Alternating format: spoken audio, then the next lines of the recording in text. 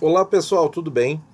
Então eu quero comentar hoje algumas matérias aqui relacionadas ao Fundo Verde e as posições e tudo que o Luiz Stuhlberger fala, que eu gosto muito das colocações dele.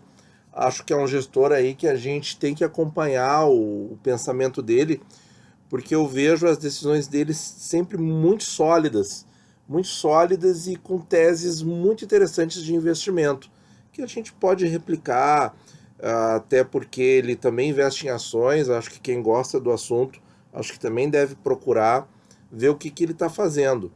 Essa matéria aqui do dia 7 de outubro, aí, alguns dias atrás, mostra que ele está ganhando aí 10,20% ao ano contra 4,67% do CDI. Eu acho que isso aí dá mais de. Acho que dá mais que o dobro, né? Vamos fazer aqui rapidinho para vocês. Ele está rendendo 218% do CDI. Então vejam que é um fundo que rende bem. E o que eu quero chamar a atenção aqui, gente? Na questão, porque tem essa pergunta sempre, né? Vende, não vende, compra, não compra e tal. Comprei bem, tô com um belo lucro, vendo agora.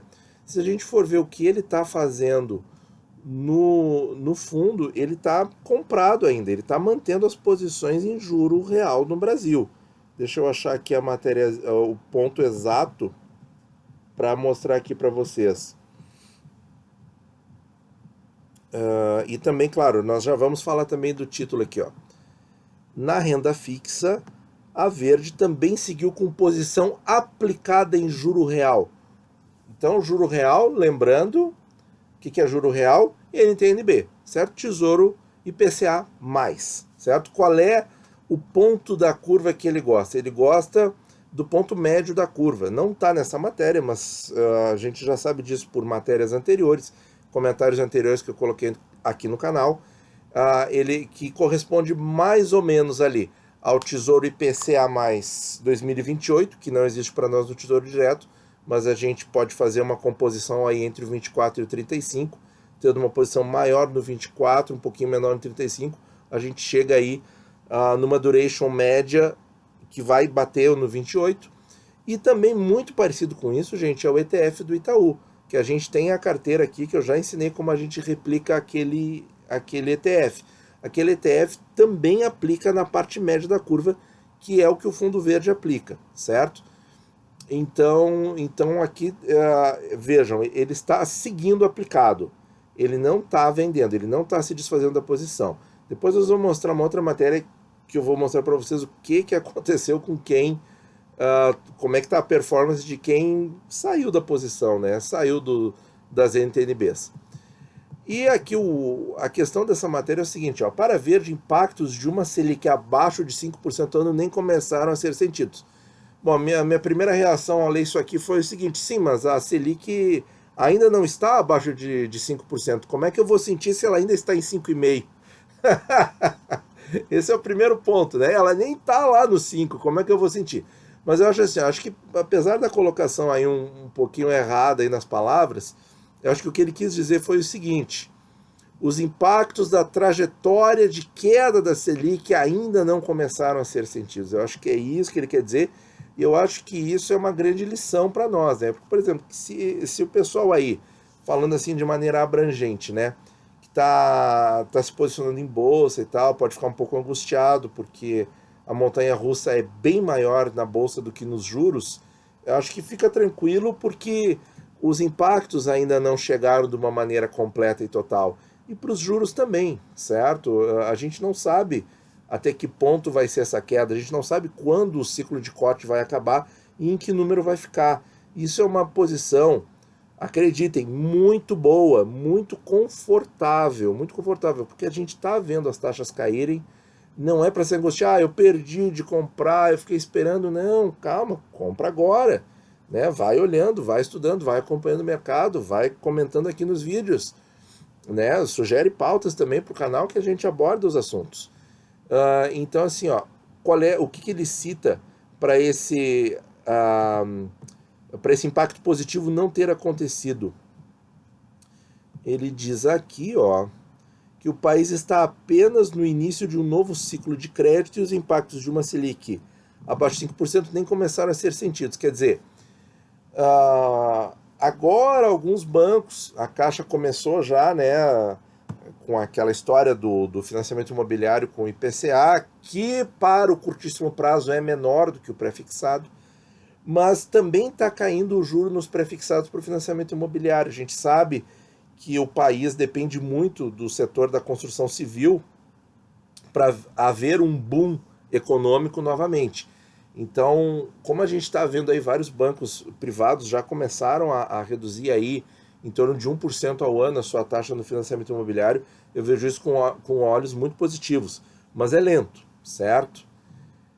Quero trazer também outra matéria aqui, que é uma entrevista que eu recomendo fortemente, saiu lá em setembro, a gente não tinha comentado isso aqui ainda no canal, e eu concordo com ele. Eu acho que o PIB do Brasil ainda não mostrou todo o seu potencial. A gente está com aquela estimativa de 0,8 e tal, a gente teve aí um crescimento em agosto, que eu mostrei para vocês no canal também, teve um crescimento da indústria em agosto. O estado aqui do Rio Grande do Sul ainda não, mas outros estados cresceram bem mais do que a média nacional. Então eu acho que o PIB ainda não mostrou todo o potencial. Eu acho que isso aqui é uma informação bem importante. E esse fundo aqui, gente, SPX, decide encerrar a posição aplicada em juros de olho no câmbio e atual nível das taxas. Bom, a gente está vendo o câmbio aí andando de um lado para o outro e realmente não está passando dos 4,20, que é o teto que o ministro da Economia, né, Paulo Guedes, já falou em diversas ocasiões, que até 4,20 não tem problema para a inflação, não tem problema para a continuidade da queda da Selic, traduzindo, né? Então, eu não sei por que um fundo encerra a posição aplicada em juros e fica de olho em câmbio. Então, a aposta deles é o quê? É numa depreciação forte do real? Complicado, né? Aí, o que aconteceu aqui? Esse fundo, ele ainda tem uma rentabilidade boa, 7,44% contra um CDI de 4,18%. A gente viu lá que o Fundo Verde rendeu 218% do CDI. Vamos ver esse, 7,40%. Isso aqui com dados ainda no momento em que eles estavam saindo dos juros no Brasil, né? Eles estavam saindo dos juros no Brasil. Então, eles ainda tinham um efeito positivo da queda da Selic na sua carteira. Agora eles não têm mais. Até aquele momento, eles estavam rendendo bem menos que o Fundo Verde, 177% do CDI. Agora que o dólar está aí, girando entre 4 e 4,15, né? Não sai disso. E a gente vê que o mercado está precificando uma Selic de 4,5. Falei isso no vídeo de ontem. Esse fundo aqui eu acho que vai começar a performar cada vez pior. Aí, gente, quando vocês me perguntam, vendo aqueles títulos do Tesouro Direto que renderam bem e tal, né? Porque a gente fica com uma certa ansiedade, uma certa angústia de colocar no bolso um lucro, né? Porque dinheiro bom é dinheiro no bolso, a gente sabe isso. Mas a questão é a seguinte, olha aqui, ó, esse fundo aqui que fez isso, a gente vê que pela estratégia deles, eles já não conseguem chegar no nível do fundo lá do Luiz Stuhlberger, eles não conseguem chegar porque eles estão rendendo menos, e aí eles saíram. Isso aqui é de 6 de setembro, tá, gente? Então eles saíram em setembro, eles perderam todo esse mês positivo que aconteceu no Tesouro Direto e nos títulos públicos, lá no mercado primário, eles perderam isto, certo? Então, assim, acredito que esse fundo aqui não está mais com 177% do CDI. Tá? E o do Stuhlberger, com certeza, em seguidinha vai ultrapassar os 218 que ele estava mantendo aqui no comecinho de outubro. Ele vai ultrapassar, eu tenho certeza disso, certo? Então, gente, vejam o que acontece com um fundo que está segurando os títulos e um fundo que vende, que se desfez da posição em juros reais no Brasil, certo?